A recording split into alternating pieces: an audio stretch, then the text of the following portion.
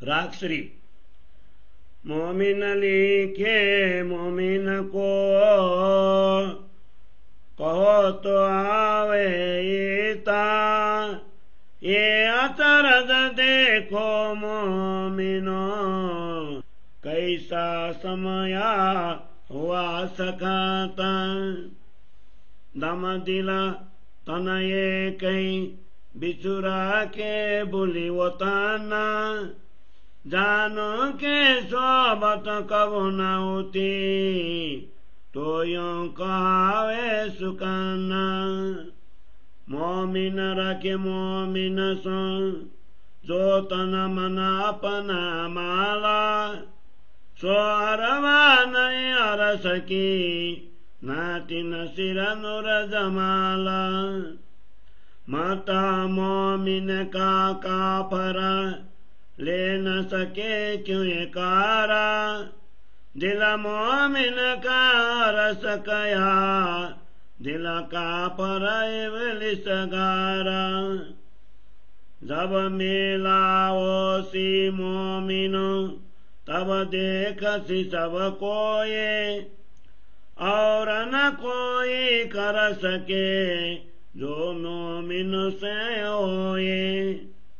जब लगा बोली वो तना तब लगना ही दोषा, जब जागे अकेला में तब बोली सिरा पर सोसा।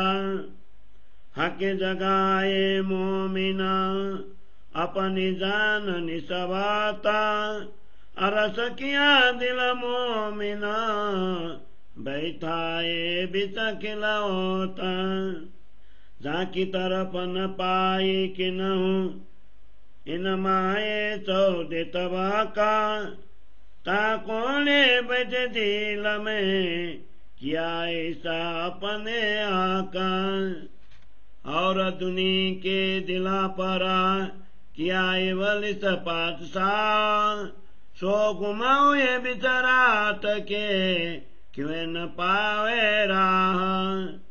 ऐसा के जाहिरा किया ऊपर रूह मेरा मुतला का, कई विध बताई रासुले पर क्या करे हवाई खला का। मोमिन सुकन सुन जागसी जाको अरस होताना, जब नूर जाना खड़ा हुआ पीछे रहना रुए अरसताना। या किताबत पढ़ा के रुए रह न सके कखीना, चूती सो लगना रहे जो रुआ वे मोमिना। सकत बकत ऐसा हुआ इमाम छोड़ सवाना, तबार बाए कई कुर्बानिया माँ वो वे मोमिना। जीव देते न साकुचे मोमिन राख पारा, दुनिया जीवन दे सके अरस रुआ बिगारा। अरस तन रुआ मोमिन लोभन झूठा टाए, मोमिन जुदागी न सहे जो दूध मिसरी मिल जाए। लिखी फकीरी ताले मिने अपने आदि के, कदम पर कदम धरे मोमिन कहिए। एक कभी न कछु न रखे दुनि करे मुर्दारा, अरस किया दिल मोमिना पहुँचे नूर के पारा। मामत कहे मोमिनो ये है अपनी गाता, छूत वास्ते जुदी न पड़े मोमिना रसवाए दाता। इन मामद के दीन में जो ल्यावे गाई माना, छात्र साल तिन परा तन मन धन कुर्बाना, तन मन धन कुर्बाना। इन मामद के दीन में जो ल्यावे गाई माना, छत्र साल तिन परा तन मन धन कुर्बान, तन मन धन कुर्बान। चौपाई 19 प्रकरण 118, चौपाई 1719। बोलो श्री प्राणनाथ प्यारे की जय। श्री कीर्तन ग्रंथ को 118 प्रकरण को हिंदी सरलार्थ। मेरे था कि एक सुंदर साथ राजा राम भाई ने श्री प्राणनाथ जी तथा उनके साथ के सुंदर साथ की संपूर्ण सेवा का दायित्व तो वहन किया था। स्वामी जी के पन्ना पहुंचने पर यह सेवा छत्रसाल जी ने मांगी। तब राजा राम भाई ने छत्रसाल जी को मधुर उपालंब के साथ एक पत्र लिखा। उसका भाव इस प्रकार था, यदि आप कहो तो हम भी उधर भी आ जाएं, आपको सभी की सेवा का पूर्ण लाभ मिलेगा। इस प्रसंग को इस प्रकरण द्वारा स्पष्ट किया है। हे परमात्मा, दूसरी परमात्मा को लिखती हैं कि यदि आप कहें तो हम भी वहां आ जाएं। हे परमात्माओं, आश्चर्य की बात है कि कितना कठिन समय आ गया है।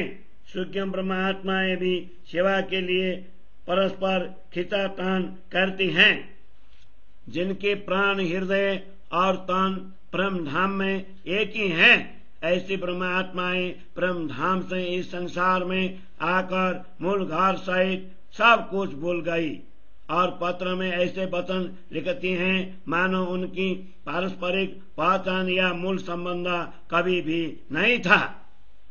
जो सुंदर साथ में ही परस्पर तन मन धन का अभिमान या भेद भाव रखता है, वो परम धाम की आत्मा नहीं हो सकती। न ही उनके सिर पर ब्रह्म परमात्मा की छत्र छाया रहती है। वास्तव में ब्रह्मांगनाओं की संपत्ति को संसार के नास्तिक लोग कदापि ले नहीं सकते। ब्रह्मांगनाओं के हृदय को परमात्मा का धाम कहा गया है। इन जीवों की नास्तिक हृदय पर कलयुग शैतान सवार हैं। जब परमात्माओं का मेला होगा तब सभी लोग उनकी शक्ति को समझ पाएंगे। वस्तुतः जो कार्य इन परमात्माओं से होगा ऐसा अन्य कोई नहीं रह सकेगा। जब तक परम धाम की पहचान नहीं थी तब तक हम निर्दोष थे, परंतु सदगुरु प्रदत्त दिव्यतार्थम ज्ञान के द्वारा जागृत होने पर भी जो परमात्माएं भूली जाती हैं उन्हें बड़ा पश्चाताप होगा। ब्रह्म स्वरूप सदगुरु ने ब्रह्मांगनाओं को अपने मूल संबंधी मानकर जागृत किया, उनके हृदय को परम धाम बनाया तथा उन्हें मूल मिलावा की बैठक में बैठी हुई अनुभव करवाया। जिस अखंड परम धाम की स्तुति 14 लोकों के जीवों को नहीं थी, ऐसे परम धाम की सभी संपदाओं के साथ धामधनी को ब्रह्मांगनाएं अपने हृदय में बैठा सकी। वस्तुतः धामधनी ने ही ब्रह्मात्माओं को ऐसे शक्ति प्रदान की है। संसार के लोगों के हृदय पर शैतान का ही साम्राज्य फैला हुआ है। वे अज्ञान अंधकार में भूले फंसे हुए हैं, उन्हें किसी भी भांति सन्मार्ग नहीं मिलता। इस प्रकार प्रियतम धनी ने ब्रह्मात्माओं पर असीम कृपा की है। इसका वर्णन रसूल ने भी विभिन्न प्रकार से किया है, परंतु झूठी इच्छाओं में फंसे हुए सांसारिक प्राणी इस विषय में कैसे विचार कर सकते हैं। जिनके मूल तन परम धाम में है, ऐसे ब्रह्मा अंगनाएं तो अपने मूल संबंध के वचन सुनकर जागृत हो जाएंगी। जब दिव्य तारतम ज्ञान रूपी झंडे का आरोहण हो गया तो परम धाम की मूल आत्माएं तनिक भी पीछे नहीं रहेंगी।